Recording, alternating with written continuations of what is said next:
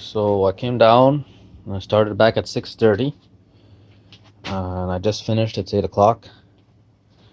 So 1 hour and a half. I really wanted to get this done. So I cleaned this up. I didn't do a great job cleaning here, but it's clean enough. So I cleaned this up. Um, One thing I noticed here is that, as I feared, they're machined. So that they were actually purchased like that. You know, with the small, I guess that's a 3/4 inch hole or 7/8 or something like that. And then it's machined out to this and pressed on and then welded. Because you see there, 40 chain, 18 tooth. 18? 1, 2, 3, 4, 5, 6, 7, 11, 12, 13, 14, 15, 16, 17, 18. Yeah, 18. Yeah. So it is a 40 chain. 18 tooth.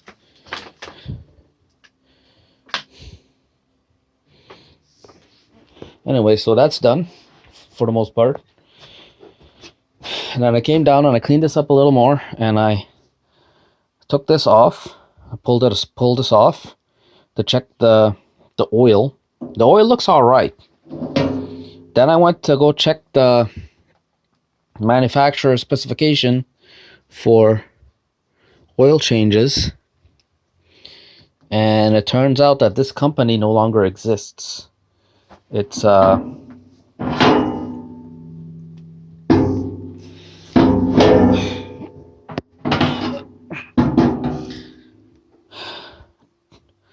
Doer.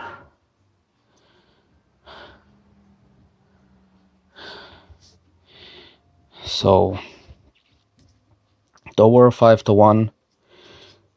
So I just looked up for a generic 5-to-1 gear reducer online, and they say that, well, in new units, initial break-in is like 100 hours or something like that, and then after that, subsequent oil changes should take place every 2,500 hours or 6 months of use, whichever comes first. And also the oil has a specific viscosity at a certain temperature, 2,500. So I'm gonna have to do a lot of lube, Agma number 8, viscosity at 100 degrees Fahrenheit. So I'm gonna have to do a little bit of research. So tomorrow when I go to a town, I will talk to the guy about this. See if he has any information at Woolama Bearing there. Oh, I didn't polish this. Shit. I'll do it now. And because I might as well change the oil now. And the other thing, fucking hell, I'm looking at the shaft on the other side, and I see there's a big long groove, and I'm thinking to myself, oh fuck, there was another Allen key, and there was. There was another Allen key. I just couldn't get it because it was full of dough. I kept pushing the Allen key down in there, and I couldn't grab it because there was dough full in it. And I managed to pull this off, and after I backed that out and I put it back on the shaft, it's actually quite loose. Fucking hell. So what I'm thinking to do is I'll get like a pop bottle, and when I put this back on the unit, I put the pop bottle on it, around it, and shrink the plastic around to protect this from dough getting in. That's the only thing I can think about doing, because that was a real pain in the ass. Holy fuck. So I got my order today. I got the Rust-Oleum paint. Very excited about that. Hence why I'm pushing to clean this up now. So I guess on the weekend I'm going to work on this, depending on the weather. If it's nice weather, I'll be outside and I'll finish what I have to do outside. If it's not so nice weather like today, then I will work on that. Also got a spare tire right there. And I got, where did I put them? So these are the buff pads. They Velcro. So they'll Velcro onto that aluminum plate I bought for my grinder a few years ago. If I can find it. It's probably not here. It's probably on the other side. Yeah, it's probably over there somewhere.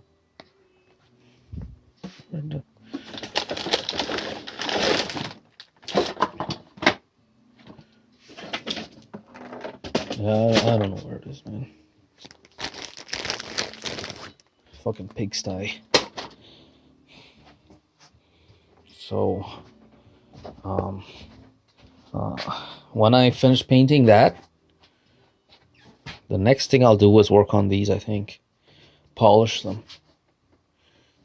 Tomorrow I think I'll go with $100 and buy an Amazon card. And I'll order the chain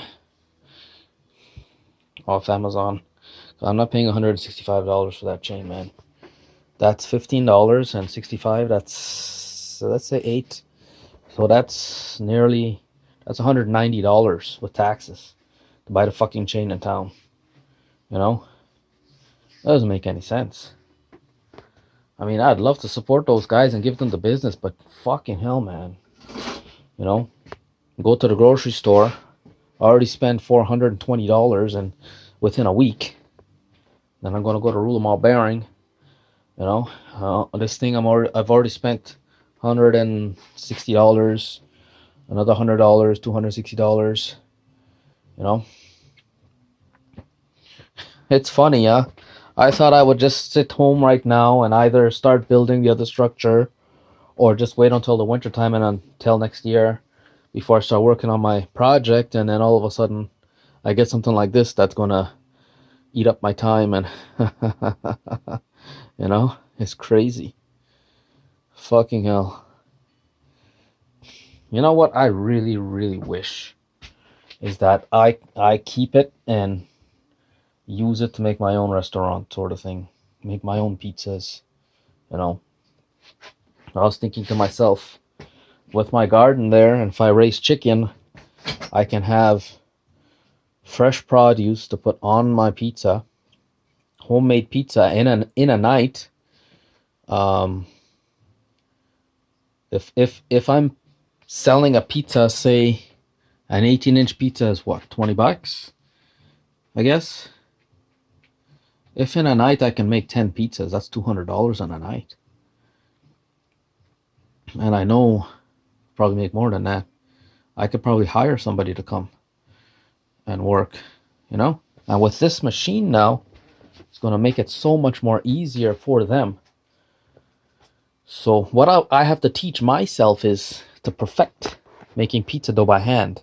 And once I understand the whole art of making the pizza dough, then this machine will just supplement for me. Then I'll know when I make the pizza dough, then this machine is just going to, you know, make it easier for me. There's so many fucking things I can do. You know, I mean, doing the mechanics on this and the restoration, and then I can actually use it to cook because I can cook. I mean, you know, I could do all these things. It's so hard for me to focus on one thing to do, you know. But I think it would be a waste to sell it. I think it would be a complete waste. I think I'm going to keep it. You know, $3,500. $3,500 doesn't go very far, man. The other thing too is that, you know, I would not purchase a vehicle. I wouldn't buy a truck, you know, because when I look at the vehicles out here, I don't see this. You know, I don't see this. When I look at vehicles out there, what I see is, well, I definitely don't see that. You know, and when I got this, it's not in great working condition. Missing many parts, and I was going to go for the scrap. And when I saw it, I said, you know, it's worth the fixing. And here I am. Here I am. Oh man. I hope this is not going to. Well, I don't know. I know even if I don't sell it, I'm going to keep it. So, and it's also given me the experience, because I know these machines, they're mass produced, Um, so, and there are some improvements that have come to my mind as I'm working on this machine. Things that I find that they shouldn't have done, like these rollers. Um, it's strange because for the main power supply to drive the first set of rollers for the initial flattening, you know, the power, the shaft that transfers the power is supported by these. Okay, and I don't understand that at all, because these have sealed cartridge bearings pressed into the shaft, into the roller itself, and the shafts are fixed in place here, and I think it should have been more like that, with the shafts permanently mounted to the rollers. Okay, and then with outbound bearings here. This way now the bearings would be easier to change. One, two, instead of mounting, because you see how the chain looks, how filthy it is? Because this is bothering me, looking at the chain like that. And not only the chain, but all the gears and stuff too. These things are exposed to the flour and whatnot, the dough inside here. And you can see how the chain's worn into there and all that. And same there, In my opinion, the chain should be on the other side of this plate with a seal. So then all that will be out here away from the dough in here. And then it should be behind a cover here, okay, with a sump in the bottom here with oil in it, so that the chain will be protected from these things, these contaminants, and also it'll always be inside of an oil bath. That's what come to my mind as soon as I started wrenching on this thing. That's how it should have been built. So this way now, when I got to work on it, I could pull this cover off, I could check the oil, all the bearings are right here, everything is protected, everything is going to be lubed all the time, okay? Because the reason why that chain stretched is because flour got in between the links and is an abrasive, constantly wearing down the pins. And then all of a sudden, a little fraction of a millimeter of wear here is compounded over how many links there are, So that's essentially what happened, right? And also, you see the wear and tear on the teeth. If those teeth were protected from the flour in an oil bath, I'm pretty sure that they would have lasted longer than that. Just like this gearbox here is completely sealed, no water or anything can get in. And when I opened it, everything is looking nice and clean. There's no play or anything like that. Well, it's the same thing here. So, I don't think they thought too much about that. I think they were quite content with the way it was working. And I guess it worked out fine.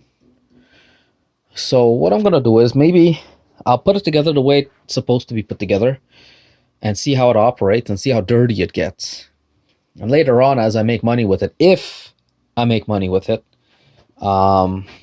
maybe I can invest in that update. Maybe I could cut this here, move it over, and transfer everything on the outside here, and make it something really, really, really nice. So,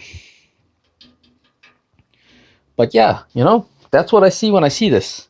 But when I look at the trucks and the vehicles on the road there, I don't even go past the point to where I think about modifications to improve its function and enhance its durability. Instead, I just look at problems riding around on the road. That's all they are. They break, you throw it away and buy a new one. Simple.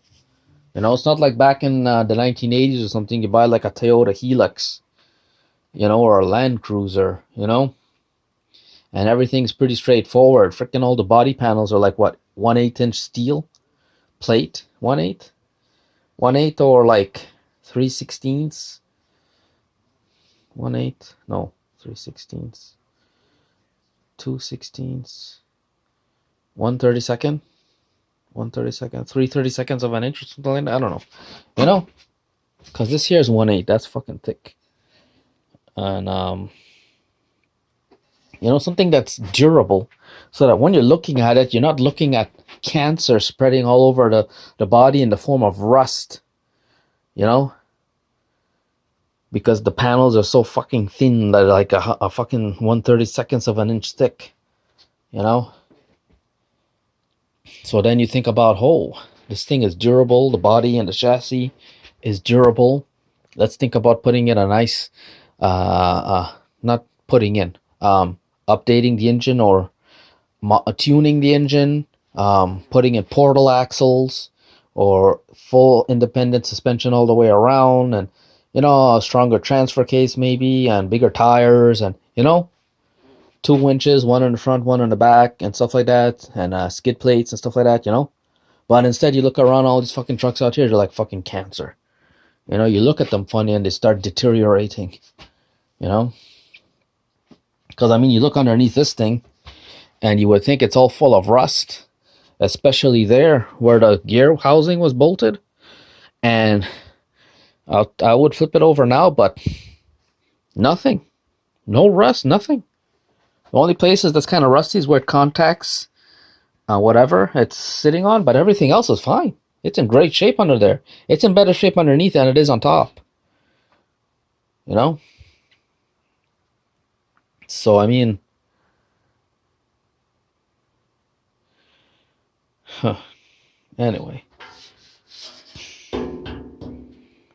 That's why I'm willing to make this sacrifice right now, because I don't know if this is going to pan out for me. Oh man, I just can't let it go, And to think we threw away 2 big oven kind of things, because that's where I got this motor from, and that rotisserie. I scrapped the rotisserie. That's where this thing came from, the table stand there, and I'm thinking, man, fuck.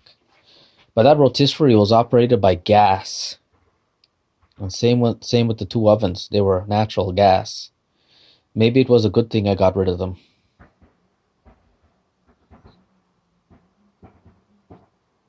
Because I would have never been able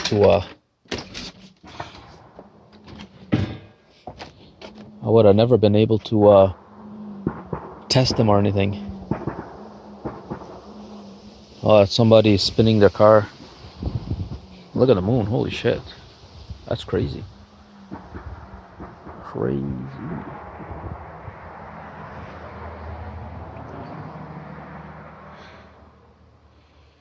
Anyway.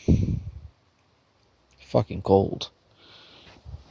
I was gonna wash my towels today and I totally forgot. Fuck. I knew I lit my stove for some reason. I'm just all over the place right now in my mind. And the organization inside of my house just doesn't help.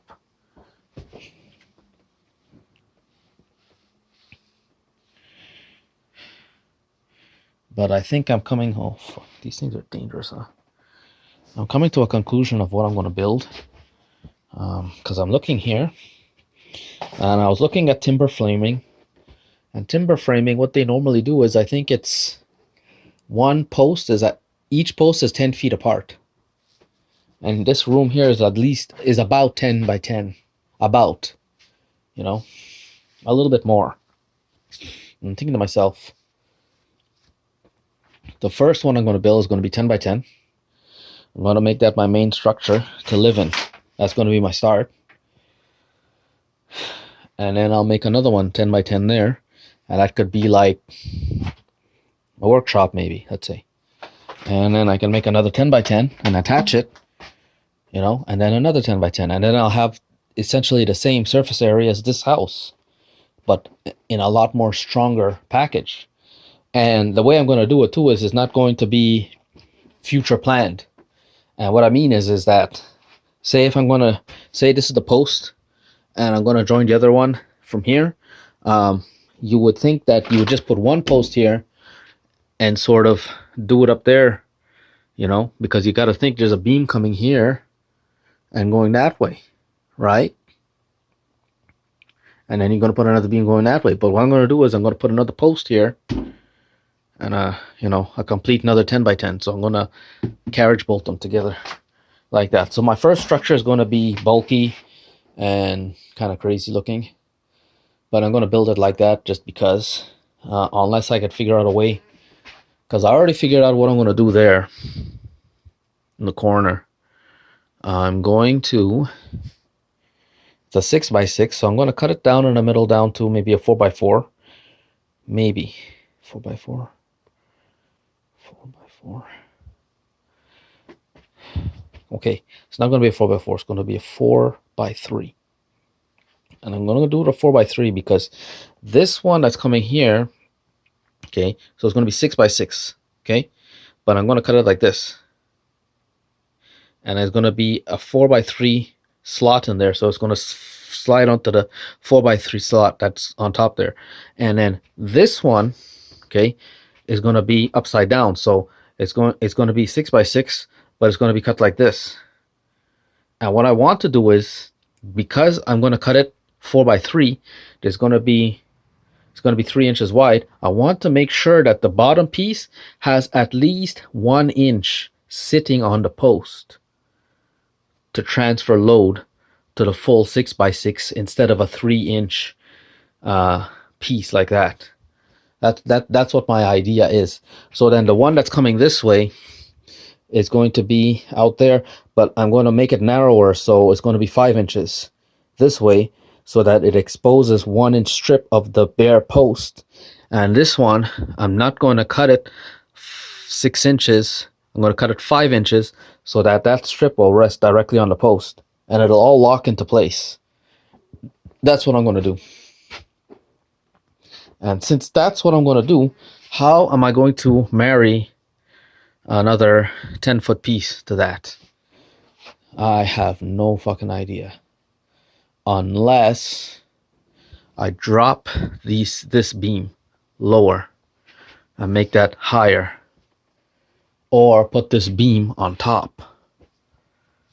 So then this beam is just to keep, this beam is not really like a, maybe that's the solution to my problem. Maybe.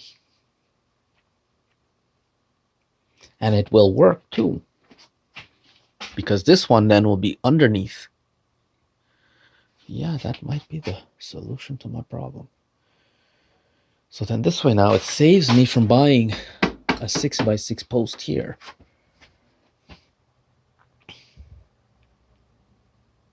Or I could do a T, you know. I want to stay away from steel plates for now. Just because. Or maybe I'll go with a steel plate, I don't know. Steel plate will definitely solve that problem there.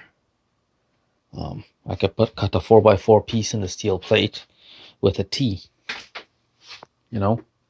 So there's a T coming off this way, T, and then stack everything on top of that, right? And then I could bolt it, you know, carriage bolt, you know. I could do that too. And run like an angle iron underneath it off of one of the carriage bolts to lock everything into place. Maybe that's what I will do, you know. I mean, why not? One thing I'm coming to terms with is that I'm living right now, you know. And we've come so far in technology. Why should I work backwards, trying to replicate what they did in antiquity? You know, I should work with what I have right now, what's easy for me right now, to do a proper job to attain my goal. Because if I try to replicate antiquity, I'll run into unnecessary problems when there's a better way. And at the same time, I'm not going to have to develop too many fancy skills like welding or anything like that, you know, where I don't have to hire and, you know, I think that's what I'll do. Run a T there. So I'll just need 1, 2 T. The center is not going to be a T. The center is going to be a plus. Right? 1, 2 T's plus, and in the corner it doesn't have to be a plate at all. But it probably would be better if it was a plate. And it could be that same 3/16 inch steel plate that I used. That's strong enough. That's plenty strong. With a 2-inch by 2-inch angle iron. 2-inch. Yeah. And I won't need much of that. Just, yeah. And I'll paint it. Yeah, that's going to be boss, man. And then when I put the braces on that and lock it all into place, it's going to be like a fucking tank. You know?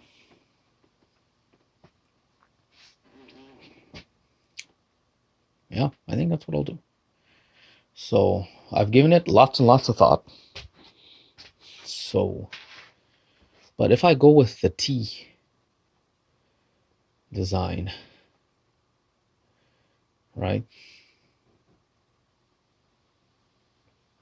I don't know.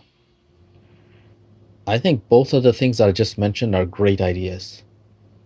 I think the steel plates is great, but I also think I should do the cheapest one, the one that requires absolutely no, just run the 6x6 like that.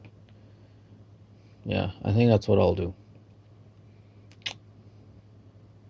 Yeah, I think that's what I'll do.